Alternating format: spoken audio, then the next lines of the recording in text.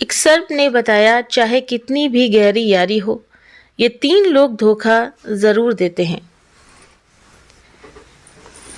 बहुत समय पहले की बात है। किसी गांव में एक गरीब ब्राह्मण रहता था। वो इतना गरीब था कि परिवार के लिए 2 समय का भोजन भी नहीं जुटा पाता था। एक दिन वो धन कमाने की इच्छा लेकर परदेश को चल पड़ा। जरूरत की कुछ चीजें उसने अपने साथ में रख ली।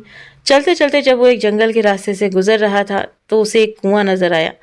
कुएं को देखकर उसे प्यास भी लगने लगी, तो कुएं में उसने झांक कर देखा तो उस कुएं में एक शेर, एक बंदर, एक सांप और एक आदमी पड़ा था। ऊपर से मनुष्य को झांकता हुआ देखकर शेर बोला, अरे भाई, तुम कौन हो? बहुत ही अच्छे समय पर आए हो। कृपा करके मुझे इस कुएं से बाहर खींच दो। कई दिनों से मैं इस कुएं में पड़ा हूँ। मुझे निकाल कर मुझ पर एक एहसान कर दो। शेर की प्रार्थना बातें सुनकर ब्राह्मण कहने लगा, ए शेर, क्या तुम मुझे मूर्ख समझ रहे हो? अगर मैंने तुम्हें बाहर निकाला तो तुम मुझे मारकर खा नहीं जाओगे। तुम एक हिंसक पशु हो और स्वभाव से मेरे शत्रु हो। मैं तुम पर विश्वास नहीं कर सकता। तब शेर बोला, अरे भले आदमी, मैं खुद मुसीबत का मारा हूँ। मैं तुम्हें भला नुकसान क्यों पहुंचाऊंगा? तुम मुझसे बिना कारण ही डर रहे हो। शेर के बार बार प्रार्थना करने पर उस गरीब ब्राह्मण को उस पर दया आ गई और सोचने लगा, आखिर परोपकार ही पुण्य का काम होता है। शेर बोला, ब्राह्मण देवता, मैं तुमसे वादा करता हूँ कि मैं तुम्हें किसी तरह का नुकसान नहीं पहुंचाऊंगा और सतत तुम्हारा एहसानमंद रहूंगा। सोच विचार कर ब्राह्मण ने रस्सी डालकर शेर को कुएं से बाहर निकाल दिया। कुएं से बाहर निकलने के बाद शेर ने ब्राह्मण को धन्यवाद दिया और बोला, मैं तुम्हारा ये उपकार कभी नहीं भूलूंगा।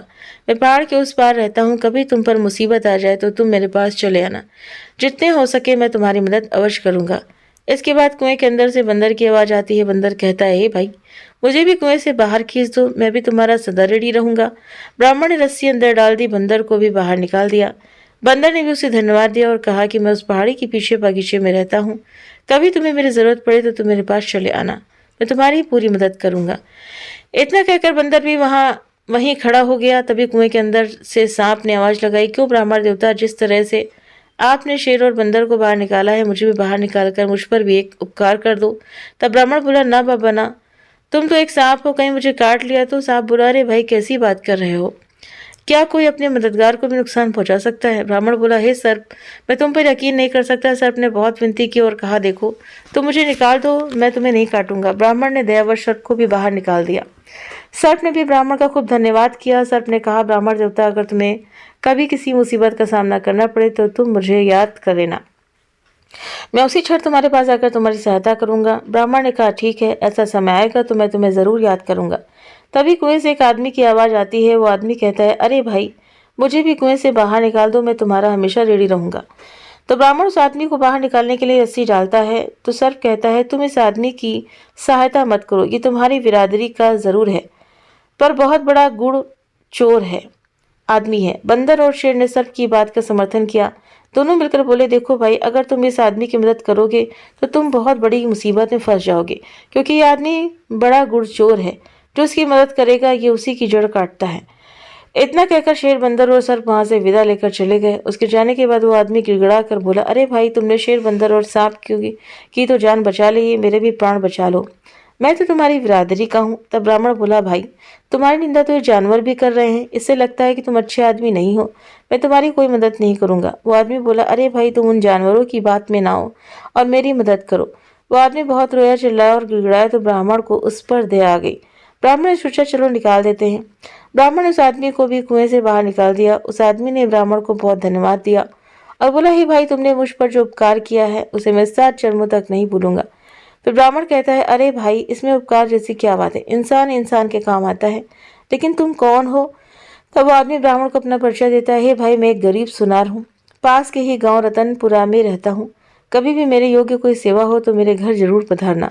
इतना कहकर वो भी चला गया। उस आदमी के जाने के बाद ब्राह्मण ने झोली से एक पात्र निकाला और कुएं से पानी भर कर पी लिया और अपनी राह पर चल पड़ा। फिर काफी देर तक चलने के बाद एक शहर में पहुंचा।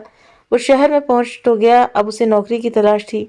ब्राह्मण एक सेठ की दुकान पर पहुंचा और सेठ से विनती की कि आप मुझे कोई काम दे सकते हैं क्या? मैं पूरी मेहनत और ईमानदारी के साथ आपका काम करूंगा। तब सेठ कहता है, माफ करना भाई, मेरे पास कोई खाली जगह नहीं है, कोई दूसरी जगह देखो। ब्राह्मण निराश होकर वहां से लौट गया। उसके बाद ब्राह्मण ने नौकरी के लिए खूब भागदौड़ की, लेकिन उसकी तकदीर ने उसका साथ नहीं दिया। तो ब्राह्मण सोचने लगा, अब मैं अपनी बीवी बच्चों के सामने क्या मुंह लेकर जाऊंगा? मुझ जैसे बदनसीब को अब आत्महत्या कर लेनी चाहिए। इस तरह हताश होकर ब्राह्मण आत्महत्या करने की सोचने लगा, लेकिन तभी उस सेठ बंदर, सांप और सुनार के वचनों की याद आई और उसने सोचा क्यों न एक बार इन्हें भी आजमा के देख लिया जाए, शायद वे मेरी कुछ मदद कर सके। वो आत्महत्या का विचार छोड़कर सबसे पहले बंदर के पास पहुंचा। बंदर ने दिल खोलकर उसका स्वागत किया और वृक्ष से तोड़कर बहुत सारे मीठे फल खिलाए। बंदर ने कहा, तुम कभी भी मेरे घर चले आना, यहाँ हमेशा तुम्हारा स्वागत होगा। ब्राह्मण ने बंदर से कहा, हे बंदर भाई, मैं जंगल के राजा शेर से मिलना चाहता हूँ, क्या तुम मुझे उसका पता बता सकते हो? तब बंदर कहता है, हाँ हाँ, क्यों नहीं। तुम पहाड़ी के नीचे चले जाओ, पहाड़ी के उस पार सबसे पहले शेर की गुफा मिलेगी। इतना सुनकर ब्राह्मण वहां से चला गया और शेर की गुफा के पास पहुंचा। जब ब्राह्मण शेर के पास पहुंचा तो शेर खुशी से उसका स्वागत करने के लिए आगे आया और बोला, तुम्हें देखकर मुझे बहुत खुशी हुई, बोलो मैं तुम्हारी क्या सेवा करूं? तब ब्राह्मण कहता है, शेर भाई, मैं बहुत गरीब हूं, अगर मुझे कहीं से कुछ धन मिल जाए तो मैं अपने घर लौट जाऊंगा, वरना मेरे लिए खुदकुशी करने के सिवाय कोई रास्ता नहीं है। इतने निराश न हो मित्र, तुम यहीं ठहरो, मैं अभी आता हूँ। इतना कहकर शेर अपनी गुफा में चला गया। जब शेर गुफा से बाहर निकला तो उसके मुंह में सोने का सुंदर रत्न जड़ित हार था। वो हार ब्राह्मण को देते हुए कहा, लो मित्र, इस हार को बेचकर तुम्हें अच्छे पैसे मिल जाएंगे, तुम्हारी सारी गरीबी दूर हो जाएगी। शेर से वो हार लेकर ब्राह्मण ने उसे धन्यवाद दिया और कहा कि सचमुच तुमने अपना वचन निभाया। इतना कहकर ब्राह्मण ने हार उठाकर शेर से विदा ली और रतनपुरा लौट आया। वापस लौटते समय ब्राह्मण का मन खुशी से फूला नहीं समा रहा था। आखिरकार उसकी यात्रा सफल हो गई। ब्राह्मण मन ही मन सोचने लगा कि इस हार को अच्छे दामों में बेचकर मैं घर लौट जाऊंगा। मुझे वापस घर आया देखकर मेरी बीवी और बच्चे बहुत खुश होंगे। हार की बिक्री से खूब सारा धन मिलेगा। अब हम सुख से दिन बिताएंगे। ब्राह्मण सोचता हुआ चला जा रहा था, फिर सोचने लगा कि मैं इस हार को बेचूं तो कहाँ बेचूं। अचानक उसे उस सुनार की याद आई जिसे उसने कुएं से निकाला था। सोचने लगा, मैंने उसकी जान बचाई थी, वो इस मामले में मेरी सहायता जरूर करेगा। ब्राह्मण ने सुनार की मदद लेने का निश्चय लिया और तनपुरा पहुंचकर सीधा सुनार के घर पहुंच गया। सुनार ने देखा तो उसका दिल खुश हो गया और कहा, आओ मित्र, कैसे आना हुआ? तो जवाब दिया कि मैं तुम्हारे पास एक जरूरी काम से आया हूँ। तो सुनार कहता है, हाँ मित्र, कहो, मैं तुम्हारे किस काम आ सकता हूँ? ब्राह्मण बोला, हे भाई, मेरे पास एक हार है और मैं चाहता हूँ कि तुम उसे अच्छे दामों में बिकवा दो। इतना कहकर ब्राह्मण ने अपनी जेब से हार निकालकर उस सुनार के हाथ में थमा दिया। हार देखकर वो सुनार सोचने लगा, ये हार इस ब्राह्मण के पास कहाँ से आया? ये हार तो राजकुमार का है जो शिकार पर जाने के बाद आज तक वापस नहीं लौटे, और ये हार तो मैंने ही राजकुमार को बनाकर दिया था। सुनार सोचने लगा कि राजा ने इस बात की घोषणा कर रखी है कि जो कोई मेरे पुत्र का पता बताएगा मैं उसे बहुत सारे नाम दूंगा। सुनार के मन में राजा द्वारा घोषित इनाम का लोभ जाग उठा। अगले ही पर वो अपनापन जताता हुआ बोला, मित्र, मैं तुम्हारी सहायता अवश्य करूंगा, लेकिन इस बारे में मैं किसी अच्छे जौहरी से सलाह लेना उचित समझता हूँ ताकि तुम्हें अच्छे पैसे मिल सकें। इतना कहकर सुनार उस हार को लेकर अपनी जेब में रख लिया और बाहर जाने के लिए तैयार होने लगा। और उसने कहा, तुम कुछ देर यहीं ठहर कर आराम करो, मैं तब तक जौहरी से मिलकर आता हूँ। ब्राह्मण बोला, ठीक है मित्र, मैं यहीं बैठता हूँ। फिर सुनार अपनी पत्नी को बुलाकर बोला कि तुम ब्राह्मण देवता की मेहमान नवाजी करो, इन्हें भोजन बनाकर खिलाओ, जरा मैं बाहर होकर आता हूँ। इतना कहकर वो सुनार घर से चला गया और सीधा राजा के दरबार में पहुंचा और राजा को प्रणाम करते हुए बोला, महाराज, मैं आपसे एक विशेष काम से मिलने के लिए आया हूँ। तब सुनार राजा को हार सौंपते हुए बोला, ये वही हार है जिसे राजकुमार के लिए स्वयं मैंने अपने हाथों से बनाया था। एक आदमी से बेचने के लिए मेरे पास आया है। मैं उस आदमी को अपने घर पर बिठा कर आया हूँ। हार को देखते ही राजा पहचान गया, जरूर वही मेरे बेटे का हत्यारा होगा। राजा क्रोध में आग बबूला हो गया और कहने लगा, कौन है वो शैतान जिसने मेरे बेटे की हत्या कर दी और उसका ये हार चुराया? तब सुनार कहता है, हे राजन, वो एक गरीब ब्राह्मण है, वो अभी मेरे घर पर बैठा हुआ है। राजा गुस्से में पागल होते हुए सेनापति को आदेश दिया कि सुनार के घर जाकर उस आदमी को तुरंत पकड़ कर लाओ। सेनापति ने तुरंत कुछ सैनिक ले जाकर सुनार के घर से उस ब्राह्मण को पकड़ लिया और राजा के दरबार में पेश कर दिया। राजा ने आदेश दिया कि यह दरिंदा राजकुमार का कातिल है, इसे तुरंत कारावास में डाल दिया जाए। जब सैनिक जाने लगे तो ब्राह्मण विनम्र स्वर में बोला, मुझे राजकुमार का कातिल क्यों ठहराया जा रहा है? मैं तो निर्दोष हूँ। तब सिपाही बोले, अगर तुमने राजकुमार की हत्या नहीं की है तो राजकुमार का हार तुम्हारे पास कैसे आया? जिस सुनार को तुम हार बेचना चाहते हो वो हार उसी सुनार ने राजकुमार को बनाकर दिया था, इसलिए तुम पकड़ में आ गए हो। अब तुम नहीं बच सकते हो। कुछ दिन बाद राजा तुम्हें फांसी की सजा देंगे। इतना कहकर सैनिक वहां से चले गए। सैनिकों के जाने के बाद ब्राह्मण सोचने लगा कि सुनार ने तो मुझे बहुत बड़ी मुश्किल में फंसा दिया, अब मैं क्या करूं? इस नगर में तो मेरा कोई भी मददगार भी नहीं है। हे प्रभु, मेरी रक्षा करना, अगर मुझे फांसी हो गई तो मेरे बीवी बच्चों का क्या होगा? तभी अचानक ब्राह्मण को उस सांप की बात याद आ गई। अगले ही पल उसने सांप को याद किया। सांप उसके सामने प्रकट हो गया और कहने लगा, हे मित्र, तुमने मुझे कैसे याद किया? मैं बहुत बड़ी मुसीबत में फंस गया हूँ। राजा ने मुझे जबरदस्ती कारावास में डाल दिया और एक ऐसे अपराध की सजा सुना दी जो मैंने किया ही नहीं। तब सांप कहता है, ऐसा क्यों? तब ब्राह्मण ने शेर से हार प्राप्त करने से लेकर गिरफ्तार होने का सारा किस्सा उस सांप को सुना डाला और करुणा स्वर में बोला, हे मित्र, अब तुम मुझे बचा लो। तुमने मुझसे कहा था कि मुसीबत के समय तुम मेरे काम आओगे।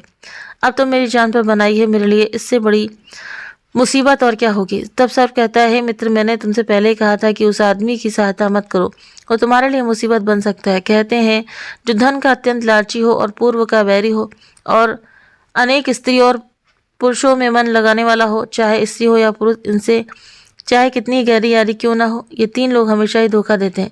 इन पर कभी आंखें बंद कर विश्वास नहीं करना चाहिए। सर बोला, तुमने मुझे याद किया है तो मैं तुम्हारी सहायता अवश्य करूंगा। मुझे एक उपाय सूझा है। मैं चुपके से महारानी के कमरे में जाकर उसे डस लेता हूँ। मेरे जहर से महारानी बेहोश हो जाएगी। फिर चाहे कोई कितना ही प्रयत्न कर ले, वे होश में नहीं आ सकती। मेरे जहर का असर तब तक रहेगा जब तक तुम अपने हाथ से उसके माथे को नहीं छुआओगे। तुम जैसे ही महारानी के माथे को छुओगे तो होश में आ जाएगी और राजा खुश होकर तुम्हें छोड़ देगा। राजा अपनी रानी से बहुत प्यार करता है, वो उसे जिंदा रखने के लिए कुछ भी कर सकता है। फिर सांप जेल की कोठरी से निकलकर रानी के कक्ष में पहुंच गया और अगले ही पल उसने रानी को डस लिया। रानी तुरंत उठ बैठी और चिल्ला पड़ी। सांप खिड़की के रास्ते से उसे डस कर चला गया। इधर महारानी चीखती हुई कक्ष में बेहोश होकर गिर पड़ी। राजा के सारे नौकर चाकर महारानी को गिरता हुआ देखकर भाग खड़े हुए। रानी ने बता दिया कि मुझे सांप ने काट लिया है। तुरंत राजा को सूचित किया गया कि रानी को एक जहरीले सांप ने डस लिया है और महारानी बेहोश हो गई। जल्दी ही उनके उपचार की व्यवस्था कीजिए। राजा ने तुरंत एक सेवक को बुलाकर राजवैद्य को बुलवाया और राजा ने कहा, हे वैद्यराज, मेरी रानी को बचा लीजिए, इसे किसी सर्प ने काट लिया है। यदि मेरी रानी को कुछ हुआ तो मैं जीवित नहीं रहूंगा। वैद्यराज ने रानी की नब्ज देखकर कई तरह की औषधियां दी, लेकिन उनकी बेहोशी नहीं टूटी। तब वैद्यराज ने निराश होकर कहा, महारानी का उपचार अब उससे संभव नहीं हो सकेगा। महाराज, जिस सांप ने डसा है वो बहुत ही जहरीला है, मेरी कोई औषधि काम नहीं कर रही है। तब वैद्यराज ने राजा को दिलासा देते हुए कहा, निराश मत होइए, अभी वक्त है, आप किसी अन्य वैद्य हकीम को बुला लीजिए। शायद उनके पास कोई ऐसी दवा हो जिससे रानी ठीक हो जाए। अगले ही पल राजा ने मंत्री को आदेश दिया और बोला, महामंत्री, तुरंत ये ऐलान करवा दो कि जो भी महारानी का उपचार कर उन्हें ठीक करेगा उसे मुंह मांगा इनाम दिया जाएगा। राजा ने तुरंत पूरे राज्य में घोषणा करवा दी। राजा के आदेश का ऐलान होते ही कई वैद्य हकीम आए। महारानी को तरह तरह की औषधियां दी गई, लेकिन कोई लाभ नहीं हुआ। महारानी की बेहोशी वैसी की वैसी बनी रही और सब वापस लौट चले। तरह तरह की औषधियां देकर हार चुके, अब तो भगवान ही महारानी को बचा सकते हैं। वैद्य हकीम का निराशापूर्ण उत्तर सुनकर राजा का दिल टूट गया। वे मन ही मन घबराने लगे। हे भगवान, महारानी पर यह कैसी आफत आन पड़ी। उधर जेल की कोठरी में बंद ब्राह्मण ने राजा का ऐलान सुनकर उससे पहरेदार से कहा, मुझे महाराज के पास ले चलो, मैं महारानी को ठीक कर सकता हूँ। तब पहरेदार कहता है, अरे ब्राह्मण, जब अच्छे अच्छे वैद्य हकीम भी उन्हें ठीक नहीं कर पाए तो तुम एक हत्यारे होकर उन्हें भला क्या ठीक करोगे? ब्राह्मण ने फिर विनती की, आप एक बार मुझे महाराज के पास ले चलो, मैं सच कहता हूँ, मैं रानी को बचा लूंगा। पहरेदार ने यह खबर राजा को दी। राजा ने तुरंत ब्राह्मण को अपने पास बुला लिया। राजा ने कहा, हे ब्राह्मण, अब शीघ्र मेरी रानी को जहर से मुक्त कर दो। अगर तुम मेरी रानी को नहीं बचा सके तो मैं तुम्हारा सर कटवा दूंगा। ब्राह्मण ने कहा, ठीक है राजन, मुझे मंजूर है। ब्राह्मण के विश्वास दिलाने पर राजा ने ब्राह्मण को रानी के महल में पहुंचा दिया। ब्राह्मण ने आस्था से अपना हाथ महारानी के माथे पर रख दिया। अगले ही पल महारानी बिस्तर से उठ बैठी। उनके बदन का नीलापन गायब हो गया, चेहरा पहले की तरह चमकने लगा। राजा ने कहा, महारानी, आप इस ब्राह्मण की कृपा से जीवित हुई हैं। फिर महाराज ने रानी के जीवित होने की खुशी में ब्राह्मण को क्षमा कर दिया और उससे उसकी असलियत पूछी। तब ब्राह्मण ने सारी बात स्पष्ट रूप से बता दी। राजा ने ब्राह्मण को खूब धन दौलत देकर अपने राज्य से विदा किया और उस सुनार को बुलवाकर उसे जेल में ढलवा दिया। तो उम्मीद करते हैं दोस्तों कि आपको एक कहानी जरूर पसंद आई होगी। वीडियो पसंद आया हो तो वीडियो को लाइक, शेयर, सब्सक्राइब करना ना भूलें। आप अपने कमेंट करके भी हमें ज़रूर से ज़रूर बताएं। मिलते हैं आपसे नेक्स्ट वीडियो में नई कहानी, नई जानकारी के साथ में। Thank you.